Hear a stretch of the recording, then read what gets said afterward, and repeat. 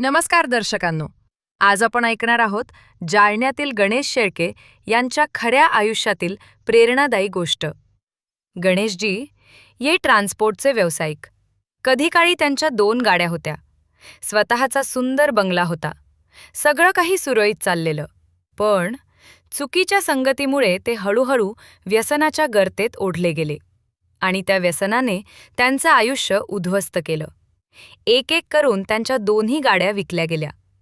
राहण्याचं घर देखील विकावं लागलं आणि गणेशजी रस्त्यावर आले. त्या कठीण प्रसंगी घरातील पत्नीनंच त्यांच्या हाताला धरलं. त्यानं त्यांना आधार दिला, उभारी दिली, मार्ग दाखवला आणि मग त्यांच्या हातात आलं एक दिव्य पुस्तक, ज्ञानगंगा. या पुस्तकाने त्यांच्या जीवनात अक्षरशः चमत्कार घडवला. त्यांनी व्यसनं कायमची सोडली आणि पुन्हा नव्याने जगायला सुरुवात केली. आज गणेश शेळके व्यसनमुक्त आहेत, सुखी आहेत आणि त्यांच्या नावावर 2 ते 3 फ्लॅट्स, स्वतःचा बंगला आणि स्थिर व्यवसाय आहे. चला तर जाणून घेऊया त्यांच्या जीवनातील हा अद्भुत परिवर्तनाचा प्रवास. खऱ्या अर्थाने अंधारातून प्रकाशाकडे नेणारी कथा. आपलं नाव? गणेश तुकाराम शेळके. आपण कुठून आलात? मी जालना जिल्हा, महाराष्ट्रमधून आलो. आपला व्यवसाय काय आहे?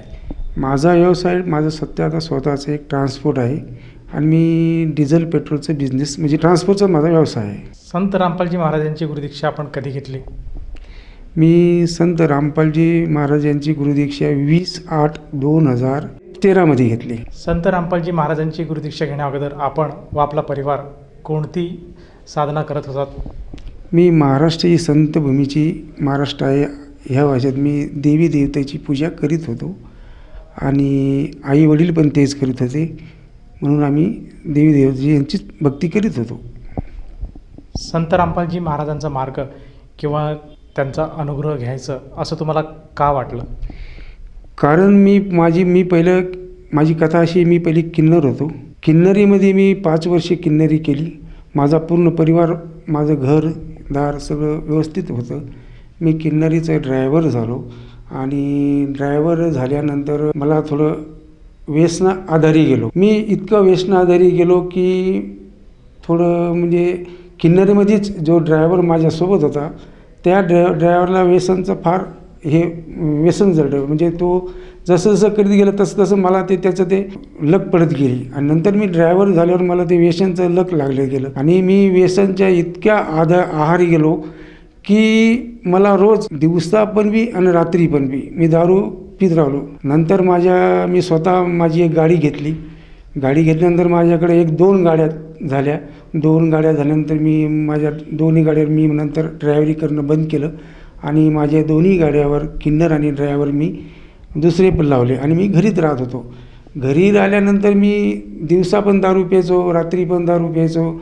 रात्री कधी कधी तर रोज रात्री 10, 10:30, 11 वाजता मी इतकी दारू पिऊन यायचो की माझे मुलं बालं शेवटी मी आलो की पळून जायचे आणि कुणाला तरी एक शेजाऱ्याच्या घरात जाऊन लपून बसायचो. कारण मी दारू प्यायल्यानंतर मला हे कळत नव्हतं मी काय करालो. माझी पत्नीला, तिला आईवडील नव्हते आणि मला कोणाचाच असा धाक राहिला नव्हता की मला कोणीतरी असं टॉर्चर करीन. आईवडील बी होते पण आईवडील म्हातारे होते. म्हणजे आईवडील रोज सांगते, भाऊ तू असं दारू पिऊ नको, हे करू नको, तुझी मुलं पहा, तू घरी आला की मुलं पळून जाते. पण मी हो म्हणत जाई आणि परत जे करायचं तेच करायचं आहे. कारण मला एका दिवसाची त्यावेळेस 3-4 हजार रुपये माझं ट्रान्सफरचं एका दिवसाच मला इन्कम होतं. त्यामुळं मला ते म्हणजे मी दिवसा हो म्हणायचं पण रात्री परत दारू प्यायचे. असं करीत करीत भरपूर दिवस, कमीत कमी 3-4 वर्ष गेले. नंतर मग एक दिवस आईनं मला हात उगारला. मी तसंच आईचा हात धरला आणि आई खाली पडली. आईचा हात फ्रॅक्चर झाला. फ्रॅक्चर झाल्यानंतर बरेचसे आजूबाजूचे लोक मला सांगू लागले, तू जो माणूस आईवडिलाला असं करतो तसं करतो. मग थोडं मला ते थोडं बेकार वाटलं. नंतर मी परत 2-3 दिवस नाही पिलो. 2-3 दिवस नाही पिल्यानंतर परत मी दारू जशी तशीच करायला लागलो. असं करता करता करता माझी एक गाडी विकली. एक गाडी विकल्यानंतर एकच गाडी राहू लागली. म्हणजे मला सर्वच नाद लागला. पत्ते खेळणं, दारू पिणं, ओव्हर दारू पिणं, रात्री बेरात्री घरी येणं, मटण वगैरे असे जे नॉनव्हेज हे ते सर्व मला लक लागली. मग असं करता करता माझ्या 2ही बी गाड्या विकल्या गेल्या आणि मी परत फार बिकट परिस्थितीवर आलो. नंतर आता बायको ती इतकी परेशान झाली की तिला काय करावं काय नाही काही सुधरत नव्हतं. माझं असं झालं की मी 2 गाड्या विकल्यानंतर माझं घर पण मी विकून टाकलं. दारूच्या नशेमध्ये एका माणसाला मी लिहून दिलं आणि ते बी मी मुंबईचा माणूस होता, त्या मुंबईच्या माणसाला माझं घर लिहून दिलं आणि माझं घर विकल्यानंतर मी नशेतच घर विकलं. नंतर मी तर घरी काय बायको वगैरेला कोणालाच सांगितलं नव्हतं की मी घर विकलं म्हणून. नशेत त्याला सगळं लिहून दिलं. दुसऱ्या दिवशी म्हणजे दिवसा जाऊन रजिस्ट्रीवर सह्या केल्या आणि तो पूर्ण पैसा मी म्हणजे आज 4 लाखाचं घर मी 1 लाखातच विकून टाकलं आणि ते 1 लाख रुपये पूर्णपणे संपेपर्यंत मी घरी काही सांगितलं नाही. नंतर तो माणूस आला म्हणजे माझं घर खाली करून द्या. त्यावेळेस बायकोला त्यांना कळलं की बाबा ह्या माणसाने दारूच्या नशेमध्ये घर पण विकलं. अक्षरशः बायको पोरं इतके रडू लागले. तेव्हा मुलं छोटे छोटे होते 8-8, 9-9 वर्षाचे. पण मी इतकं बेकार त्या माणसाने आम्हाला घराच्या बाहेर काढून दिलं. त्याच वेळेस बायकोनी एक तिच्या मैत्रिणीचा एक टेम्पो होता, त्या टेम्पोत आमचा पसारा भरला आणि जालन्याला आला. जालन्याला आल्यानंतर इथं आल्यानंतर आम्हाला आमच्या मेवण्यानी एका ठिकाणी रूम करून दिली. त्या रूममध्ये मग आम्ही राहत गेलो. पण परिस्थिती अशी बिकट झाली की मला दारूचं व्यसन लागल्यामुळं मी पहिले तर इंग्लिश दारू पित होतो, पण नंतर मी देशी दारू प्यायला लागलो जालन्याला आल्यावर. तरी पण माझा दारूचा हे गेलंच नाही. मग मुलं शाळेत शिकायला होते. शिकत असताना मुलं सांगायचे की बाबा पप्पा तुम्ही दारू पिऊ नका, असं नका, इतकं दिवस झालं ते जाऊ द्या. पण आपली पहिली कंडिशन काय होती, आज आपली काय परिस्थिती झाली, मुलं मला सांगायला लागल्यावर मला जोपर्यंत मी व्यसन करीत नव्हतो तोपर्यंत माझ्या डोळ्यातून अश्रू येत नाही का आज माझी परिस्थिती काय. माझे मुलं मला जर सुधरून सांगता असतात तर माझा या जगात राहून काहीच फायदा नाही. पण नंतर मी थोडी दारू घेतली की परत मला जसं तसं व्हायचं. असं करता करता मग माझा भासा हा संत रामपाल महाराजींच्या शरणमध्ये गेला होता आणि त्याचा आमचा संपर्क नव्हता. पण माझा मोठा मुलगा त्याच्या संपर्कामध्ये आला. त्यांनी माझ्या मुलाला आमच्या भाषेने ज्ञानगंगा हे पुस्तक दिलं.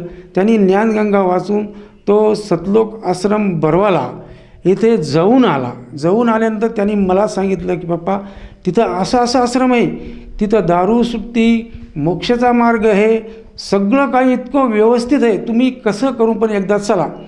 मी म्हणलं बाबा असे ठीक आहे म्हणलं, त्याचं मन समजूत करायला मी ठीक आहे म्हणलो.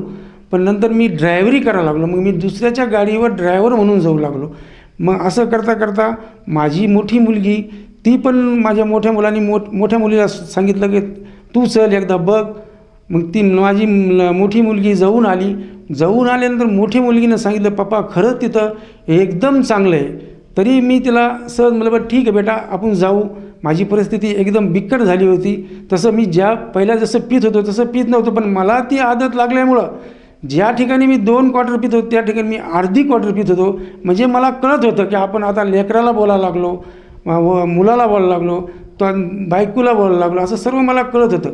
मग माझ्या मुलीने अक्षरशः ज्यावेळेस माझी चांगली परिस्थिती त्यावेळेस मी तिला कानामध्ये एक असं रिंगसारखं करून दिलं होतं. माझ्या मुलीला मी म्हणलं बाई आता माझ्याकडे पैसे नाही काय नाही, आता हिसारला जायचं म्हणजे हिसार कुठे आहे, कारण मी फिरलो पण मुंबईच्या आतमध्येच फिरलो. हिसार हे दुसरं राष्ट्रामध्ये आहे म्हणजे परराष्ट्रामध्ये आहे.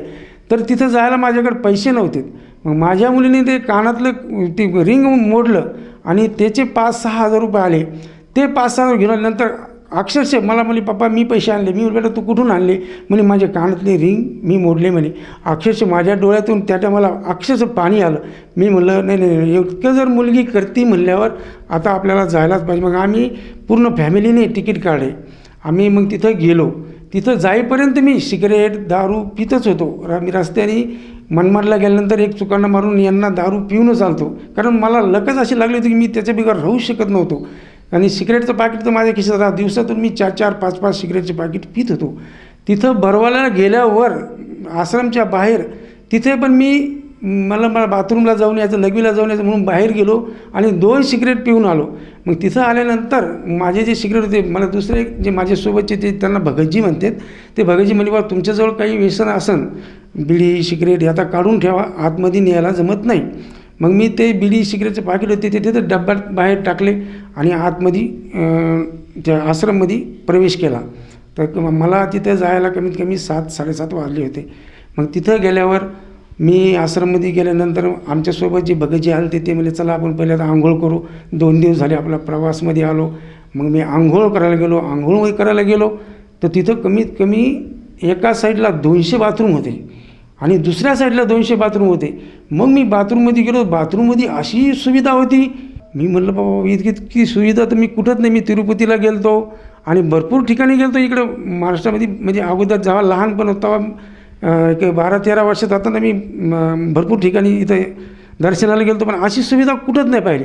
मग मी आंघोळ केली. नंतर ते म्हणले चला आता आपण भंडारा करू. मी म्हणलं भंडारा काय आहे? मग ते जसं आपण जेवण करतो त्याला भंडारा म्हणतात. मग मी ते भंडारा करायला गेलो. भंडारा केला. भंडारा करताना गावरान तुपाच्या पोळ्या होत्या आणि बासमती राईस होते आणि 2 भाज्या होत्या. मी ते जेवण केलं, इतकं तृप्त झालो. मला वाटलं हे असं कोणतंच बाबा येतो आहे. आणि मला वाटलं त्याच्यानंतर पैसे वगैरे काही द्यावं लागेल. नंतर ते भगतजी म्हणले नाही, इथं 1 रुपया बी द्यायचा नाही, हे सगळं फ्रीमध्ये. म्हणजे आम्ही 1 दिवस अगोदर गेलो. मग त्याची काही सत्संग वगैरे नव्हता. नंतर मग आम्ही झोपायला गेल्यानंतर आम्हाला गादी दिली, वरून रजई दिली आणि उशी दिली. मी म्हणलं अरे बापरे, हे असं कसं बाबा इथं गादी रजई म्हणे यालाच म्हणते सतलोक काय? मी मला तर आम्हाला तर कसं फिरलं, पण सतलोक आम्हाला त्यालाच म्हणते सतलोक. म्हणजे इथली तुम्ही सुविधा पहा. मग मी सकाळी उठलो, परत स्नान वगैरे केलं. नंतर मग नामदीक्षा घ्यायला गेलो. ते म्हणले तुम्ही, मग मला ते कसं रात्री बघितलं, मला इतकं आवडलं की मग म्हणलं आता नामदीक्षात आपल्याला घ्यावंच लागेल, कारण इतकं जर सुविधा आहे म्हणल्यावर काहीतरी इथं चांगलंच असणार. आणि मी मग नामदीक्षा घेतली आणि सत्संग त्यांचा ऐकला. जसं तुम्ही सांगत आहात की संत रामपालजी महाराजांची नामदीक्षा आपण घेतली, जी की बरवालाला जाऊन घेतली. तर जेव्हा तुम्ही संत रामपालजी महाराजांची नामदीक्षा घेतली, त्या नामदीक्षा घेतल्यानंतर आपल्याला व आपल्या परिवाराला काय काय लाभ प्राप्त झालेत? सर जी लाभ तर असे प्राप्त झाले की मी तिथून आल्यानंतर मी किरायाच्या घरात राहत होतो आणि मी संत रामपालजी महाराज यांची जशी भक्ती करायला लागलो तसं मला माझ्याकडं जे माझं सर्व काही गेलं होतं. परत मी ड्रायव्हरी केली. ड्रायव्हरी करून संत रामपालजी महाराजांच्या कृपेने माझ्याकडं पैसे बॅलन्स पडायला लागलेत. मग बॅलन्स पैसे पडता परत मी एक टँकर घेतलं आणि टँकर घेतल्यानंतर परत मी भक्ती करून टँकर चालू लागलो. चलता मग मला 1 टँकर झालं. 1 टँकर झाल्यानंतर 2 टँकर झालेत. 2 टँकर झाल्यानंतर मग नंतर मी 4 महिन्यात संत रामपालजी महाराजांच्या कृपेने माझा प्लॉट झाला. प्लॉट झाल्यानंतर मी तिथं 2 मजली घर बांधले. घर बांधल्यानंतर परत त्या संत रामपालजी महाराज यांच्या कृपेने आणखीन 2-3 वर्षात माझे 2 फ्लॅट झालेत. आणि हायवे अंबड ते जालना रोडवर एक कॉम्प्लेक्स आहे. म्हणजे आज संत रामपालजी महाराज यांच्या कृपेने मला कमीत कमी 1 लाख रुपये रेंट येतं. इतकी संत रामपालजी महाराजांनी माझ्यावर कृपा केली. मी म्हणजे तिथे तर 4-5 दिवस आम्ही सत्संग ऐकला. त्यावेळेस तर आम्ही काही नशा वगैरे केला नाही. नंतर तिथून निघाल्यानंतर सत्संग संपल्यानंतर आम्ही जेव्हा गावी परत निघालो त्यावेळेस दिल्ली स्टेशनला जेव्हा आम्ही आलो तेव्हा एक पॅसेंजर सिगरेट पित होता आणि ते सिगरेट प्यायला लागलं तर मला त्याचं धुपण पण सहन होईना. इतकं संत रामपालजी महाराजांनी ते आम्हाला नामदीक्षामध्ये जे मंत्र दिले त्या मंत्रामध्ये एवढी ताकद होती की मला तो दिवस आहे आणि आजचा दिवस आहे की मला त्या दारूचं तर काय, पण दारू पिणारा माणूस जर जळून गेला तरी मला त्याची इतकी घीण बसते आणि इतकं हे म्हणजे वाटतं की हा माणूस काय विचित्र माणूस आहे. त्या दिवसापासून आणि आजपासून मी सिगरेट नाही, दारू नाही, बिलकुल कोणतीही नशा केलेली नाही. सर, संत रामपालजी महाराजांच्या भक्तीमुळे आपल्याला जे व्यसन जडलेले होते ते पूर्णपणे बरे झाले आणि आपल्या घराला एक स्वरूप मिळालं आणि आपल्याला जे आर्थिक लाभ झाले. तर ह्या अनुषंगाने आपण इतर भक्त समाजाला काय संदेश देऊ इच्छिता?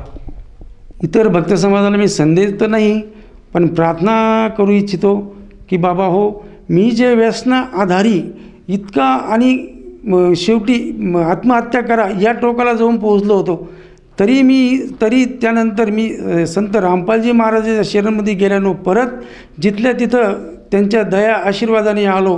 तर माझी तुम्हाला कळकळीची विनंती आहे की तुम्ही बी जे संत रामपालजी महाराज जे टी व्हीवर सत्संग सांगतात ते सत्संग तुम्ही बघा.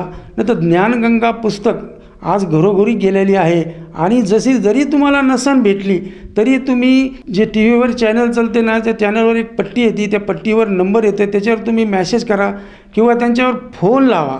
तुम्हाला तुमच्या घरापर्यंत संत रामपाल महाराज तुम्हाला पुस्तक भक्ताच्या आधारे तुम्हाला घरपोच आणून देतील. आणि ते पुस्तक तुम्ही वाचा.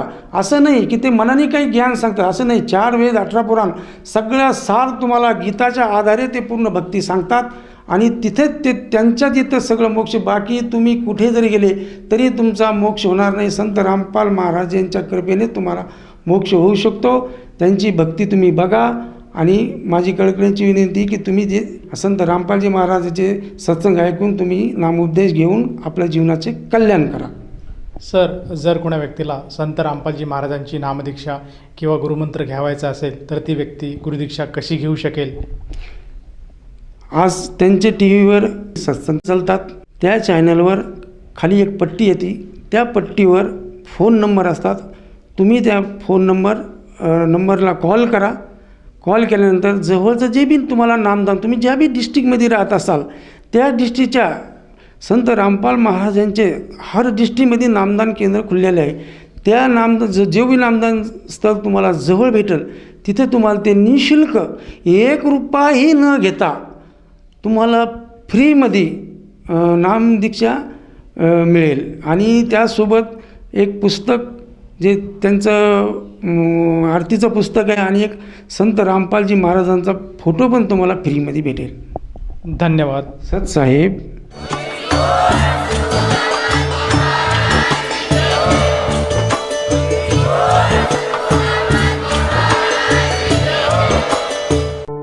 आपण ऐकत होता जगद्गुरु तत्वदर्शी संत रामपालजी महाराजांचे मंगल प्रवचन. निशुल्क नामदीक्षा प्राप्त करण्यासाठी आणि अधिक माहितीसाठी संपर्क करा 7030303951 7030303952. आमची वेबसाईट आहे www.jagadgururampalji.org.